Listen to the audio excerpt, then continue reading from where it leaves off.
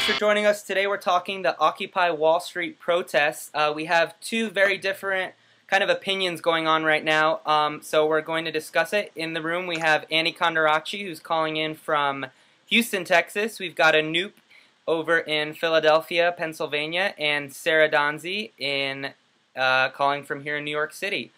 So we have two very differing opinions right now. Liberal media is kind of refusing to cover a lot of these protests, and then you have a lot of the blog sites and young people, really wanting a lot of attention from this. Annie, what do you think? I think there needs to be more accurate coverage of who's actually protesting and who's just there to hang out and smoke dope.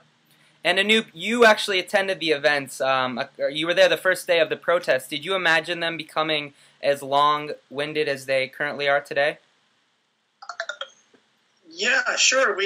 Upton, we went to school in Washington, D.C. We've seen protests last days, weeks, months. People camp out and never want to leave. I guess the idea behind what they're doing is great. I would just like to see if they actually have an idea. I don't think they're very. They know exactly what they're doing there. Just kind of hanging out right now. Well, here's the thing. They have a lot of reasons to be mad, right? It could be I've had a rock in my shoe for 3 days and I can't get it out. Or, it could be I've been unemployed and living at my parents' house, like, Upton, you cited earlier. Right, and, right now we're talking 18% unemployment rate. Is it a matter of people just, going on Twitter, hitting retweet, and feeling like they're doing their civic duty, and now they feel like they're kind of taking it to the next extreme by going and sitting in the park and doing nothing? Or do you think that that's hypocritical, Annie? Really, it depends. It's a very personal thing. What's civic duty anyway? Are these people all voting? If you sit in the park, and make your case by just sitting in the park, that's cool, But some people go out and vote. Some people decide not to patronize certain companies or certain. And what you said are these people are going out, sitting in a park, making their case. What exactly do you think the case is that they're trying to make? You read a lot of these articles and you see a whole list of things that people are unsatisfied with. But do you think that by lacking a focus in your protest, if you will, you're actually not making a statement at all? Well, I'd really like to see comparisons with attendees of this rally and Colbert's rally last year. It's the same kind of insanity, right? Just one is more organized against a certain cause, Wall Street, I guess. But really, isn't Wall Street just the man? And anyone can get against the man. So is this Main Street fighting Wall Street? I don't know what your Main Street looks like, but I don't know. Doesn't look like my Main Street. They look like some pretty fun kids to hang out with. I'll go hang out with them if they're on Main Street. Now, over the weekend, guys, we saw... throw a good party. Over the weekend, there was about 80 people arrested. A lot of them doing, pretty minimal sorts of things. Do you think that by getting arrested and causing more of a ruckus, it's actually helping their cause, whatever their cause may be? Yes. Getting arrested gets you on the news. Getting maced gets you more. Sarah, you said absolutely not. If there was no one that was arrested, if there was no pictures of police officers jumping over barricades, those people would be sitting there with their joints, just chilling in front of Wall Street. There would be no press coverage because we don't really have a cultural revolution going on here. It's like 100 people hanging out. It's not the same as Egypt. It's not the same as Libya. It's not the same as any of those countries. Getting arrested. Listen, getting arrested causes noise. It doesn't send a clear message. Getting arrested is like, hey, look at me. Let me finally get some media attention, but not for the right reasons. I don't think that it's furthering their cause. I think it's just creating some ineffective noise. And, Sarah, what do you think that their cause really is? We've seen them say so many different things. What do you think at the end of the day? Agrees. All right, and we're getting a question right now on Twitter from Alex735. I think that only the government... Oh, it looks like we have a little time delay. We're getting a Twitter question right now. Alex735 says, how do you define a successful protest? Annie, what would you say to that? Oh man, it really depends. It depends on who's organizing the protest, I guess.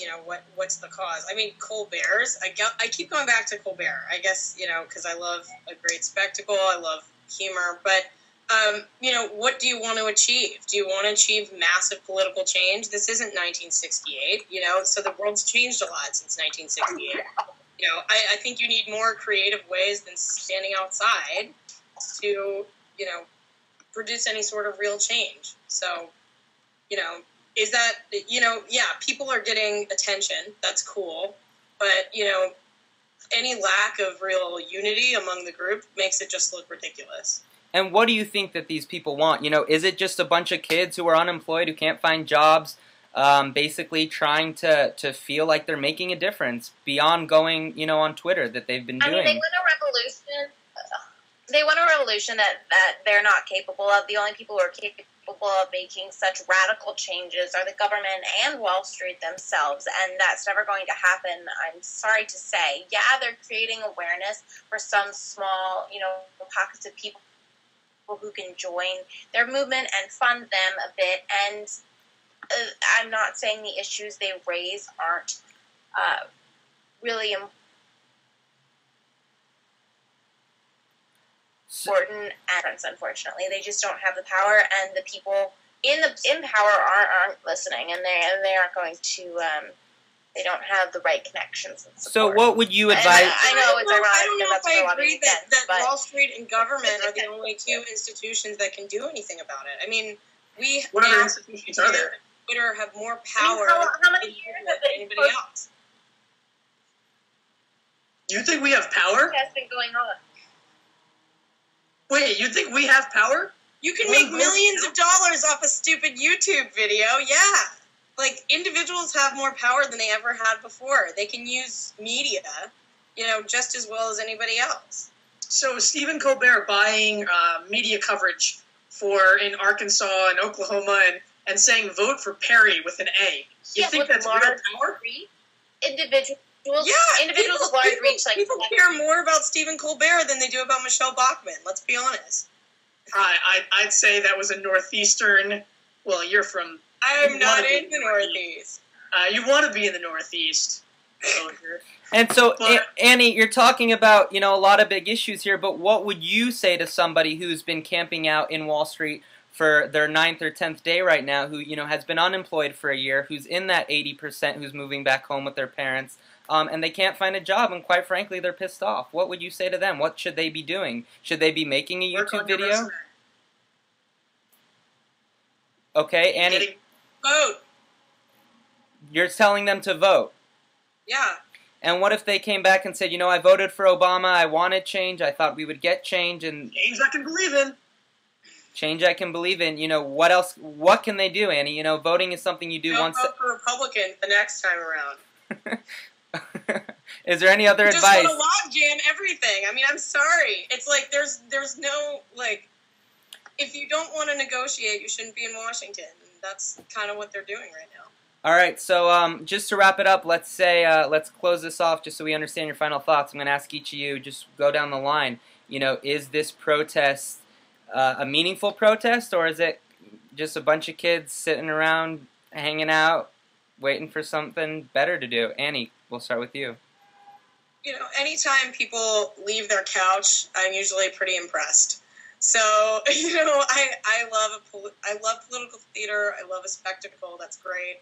And whatever you can do to get people more politically aware, I think that's a good thing. I think we're generally more, care more about something ironically than to care about anything, in earnest. So anytime someone exercises that right, I think that's cool. So go guys. Anoop? If you go to the website Occupy Wall Street, it says resistance continues at Liberty Square with free pizza. That's the headline, right? Yay, free pizza. It doesn't actually tell you what they're doing, but it tells me that I can go get some pretty good Pizza Hut down there. So I'm going to go get on my bandwagon, make some signs, and go eat some free pizza. Because I think that's what everyone down there is basically doing. They're just going to hang out, make some signs, and eat some pizza. They're not quite as smart as you, Anoop, hanging out at your parents' house and sleeping in every day. All right, well, that's going to wrap it up for us. Thanks so much for joining in. We'll see you again very soon. Thanks, guys, for your time. Thanks, Upton.